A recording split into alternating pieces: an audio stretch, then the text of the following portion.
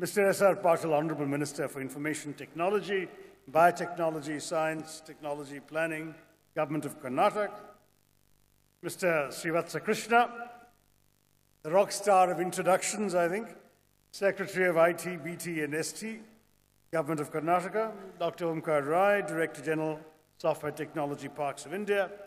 Mr. R. Chandrasekhar, President-elect of NASSCOM. Mr. Mittal, President of NASSCOM, if he's still there. Other distinguished guests, ladies and gentlemen, friends, I hope that covers everybody. I'm delighted to be present here at the Bangalore ITE.Biz 2013 Awards. I was very touched when Mr. Patil came to Delhi to convey the Chief Minister's invitation personally to come and be part of this evening, enjoy the wonderful performance, truly outstanding performance by our contemporary classical musicians, and of course to address this august audience.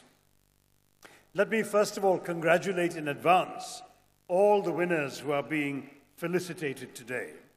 Your dazzling diversity of achievements, cutting across the entire spectrum of information technology, displays our national prowess in this sector. It also showcases Bangalore's and Karnataka's premier position on the IT map of India and the world. Now, as an incurable optimist about India's prospects in the 21st century, it's doubly an honor to be present here at the flagship event of the IT industry in the city of Bangalore, rightly known as the Silicon Valley of India.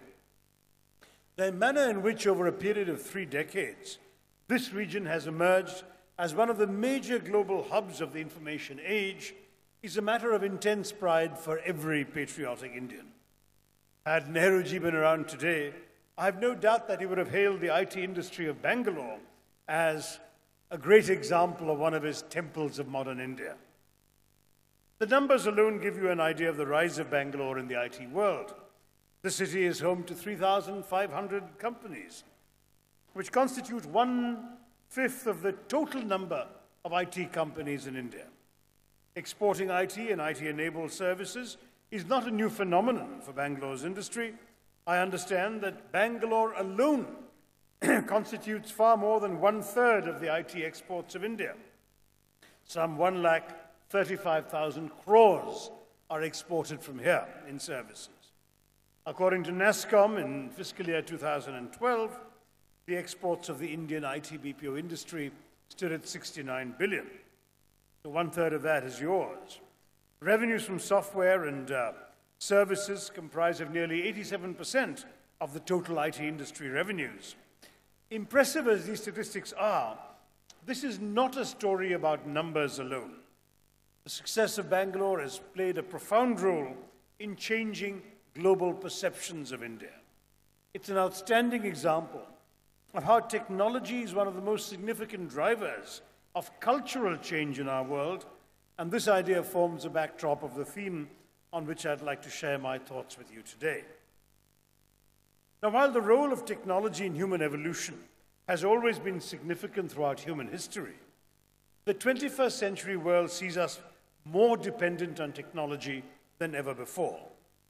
Just as prehistoric man was largely at the mercy of nature, one can be understandably forgiven for thinking that 21st century man and woman are at the mercy of technology. It's axiomatic that in this modern world, the power to learn and the right to know are inextricably linked to information technology.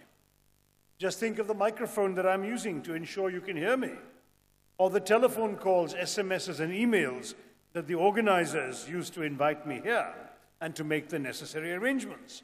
My mere presence here today, like yours, owes much to information technology.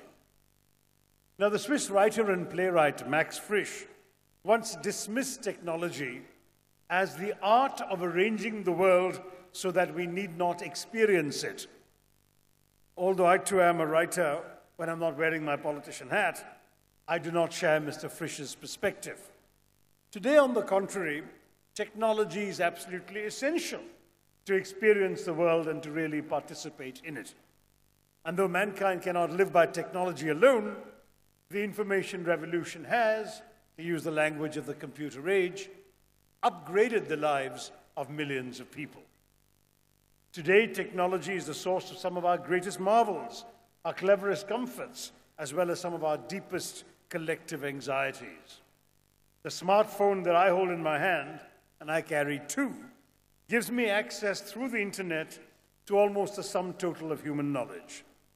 This realization leaves me excited, empowered, anxious, and humbled all at the same time.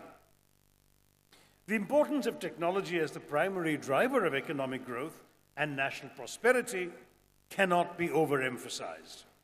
All the varied challenges that the world, and India in particular, face in the 21st century, from securing enough food and water for our burgeoning population, to managing the explosive growth in our urban spaces. I mean, sitting in Bangalore traffic is itself such an extraordinary emblem of that problem. From tackling malnutrition and poverty to eradicating diseases and illiteracy, all this is unprecedented in their scale and scope. But the vast majority of these challenges that exist before the Indian nation are likely to have technology-driven solutions, provided that our often fractious and sometimes dysfunctional politics allows us to find and adopt them. See, the stark reality of the world today is that you can tell the rich from the poor by their internet connections. Today, the poverty line is linked to the high-speed digital line, the fiber optic line, all the lines that exclude all those who are literally not plugged into the possibilities of our new world. There is a market gap between the technological haves and have-nots, between those who know and those who don't, between countries and within them. This gap, of course, has come to be called the digital divide. In fact, some years ago at the UN, I observed that the information revolution was rather unlike the French Revolution because it's a revolution with a lot of liberty, some fraternity, and no equality. But part of the Indian miracle in our times is that despite being a developing country, we have put ourselves on the right side of the digital divide. Our prowess in information technology is at the heart of our ability to find solutions to the problems of underdevelopment.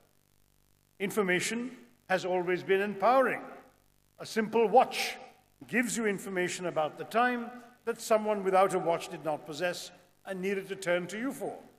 So also possessing expertise in information technology has made the world turn to India and particularly to Bangalore. Now, the theme I thought I would address today was information technology as a vehicle of India's soft power.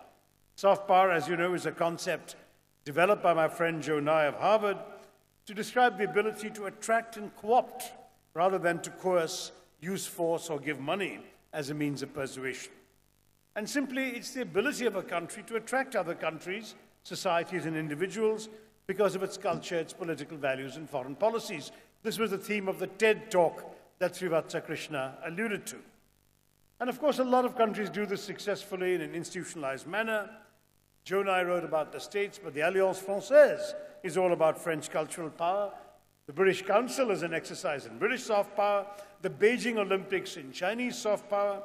Americans have the Voice of America and the Fulbright scholarships, but the fact is that probably Hollywood, Coke, Levi's jeans, MTV, and McDonald's have done far more for American soft power around the world than any specifically US government activity.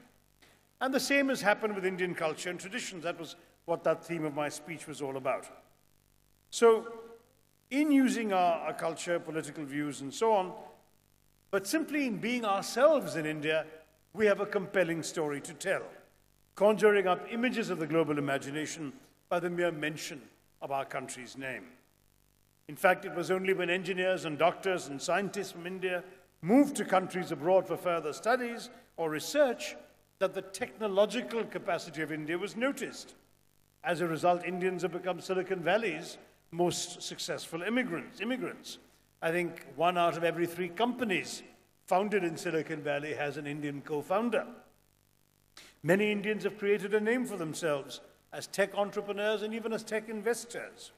But all of this, of course, is possible because the US is a country that allowed a resource-rich and knowledge-driven society with a pro-business regulatory environment to become the preeminent economic and cultural power of the world.